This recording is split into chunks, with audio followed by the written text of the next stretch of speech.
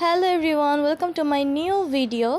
এই ব্লগটা হচ্ছে জামাই বাজারের ব্লগ, বাট বৌভাতের কোনো আলাদা ব্লগ করা হয়নি, তাই বৌভাতের ছোট ছোট কিছু ভিডিও আছে, তাই ওগুলো আমি এটার সাথে অ্যাড করে দিয়েছি। আর এখন যে ভিডিওটা তোমরা দেখতে পাচ্ছ, এখানে হচ্ছে আমাদের বাসা থেকে যে গিফটগুলো আপু নিয়ে গেছিলো তার শ্বশুরবাড়ির লোকজনদের জন্য, সেগুলো আপু দিচ্ছিল। তো এটা ছিল আপুর বিয়ের প্রোগ্রামের পরের দিন। আপুর বিয়ের প্রোগ্রামটা ছিল 16ই ডিসেম্বর, আর বৌভাতের প্রোগ্রামটা ছিল 19শে ডিসেম্বর। তো মাঝখানে যে সময়টা ছিল ওই তখন হচ্ছে আপু গিফটগুলো দিয়ে দিচ্ছিল। এখানে আপু ওনাদের সবাইকে গিফটগুলো দিচ্ছিল, কার কোনটা, আর যারা নেই তাদের গিফটগুলো আপু ওনাদেরকে দিয়ে দিচ্ছিল।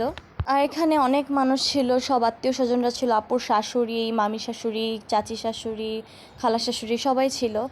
আর সবাই গিফটগুলো দেখছিল খুলে খুলে, সাইজে হবে কি না, বা কার কোনটা কোনটা কেমন হয়েছে, এইসবই আমরা খুলে খুলে দেখছিলাম। তো এই গিফট দেওয়ার পার্টটা আর বেশি বড় করতেছি না, তাই ফাস্ট করে দিয়েছি। তোমরা দেখতে থাকো।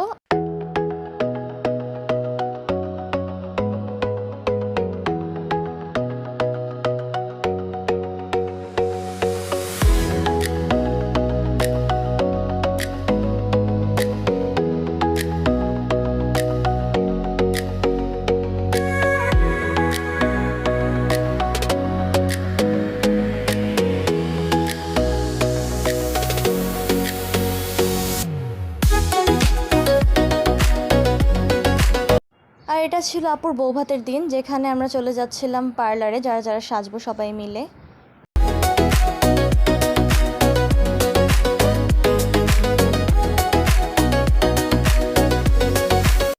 আমরা পার্লারে যাওয়ার জন্য বের হয়েছিলাম 7টার দিকে, তাই আমরা পার্লারে ঢোকার আগে নাস্তা করে নেই সবাই।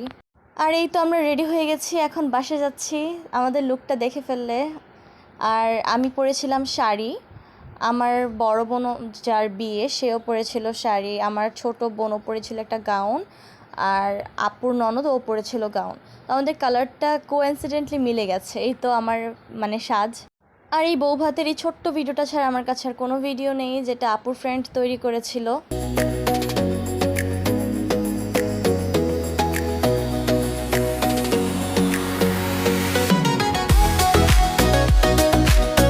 এরপর এই তো আমরা চলে যাচ্ছি আমাদের বাসায়। আপু ওর সাথে ভাইয়াও যাচ্ছিল আমাদের বাসায়। ফেরা যাত্রা বলে মেবি এটাকে।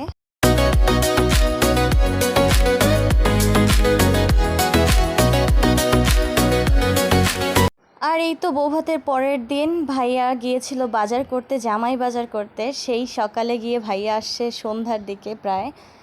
সারাদিন অপেক্ষা করার পর ভাইয়ারা আসলো ফাইনালি। আর আমি রুমের ভেতর থেকে ভিডিও করছিলাম।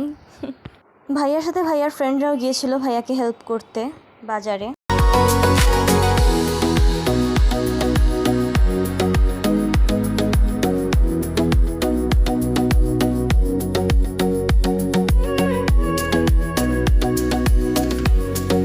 তো অনেক কিছু রেখে দেওয়া হয়েছে, তাই আমি তোমাদের ফ্রিজ থেকেই দেখালাম। তো ডিম এনেছে ভাইয়ারা।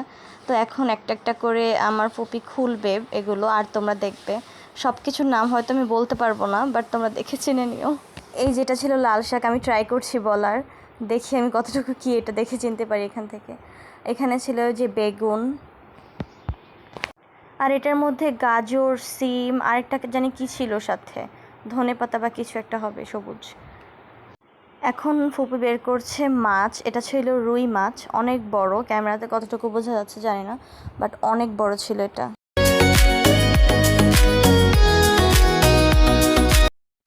এই তো জোড়া লাউ।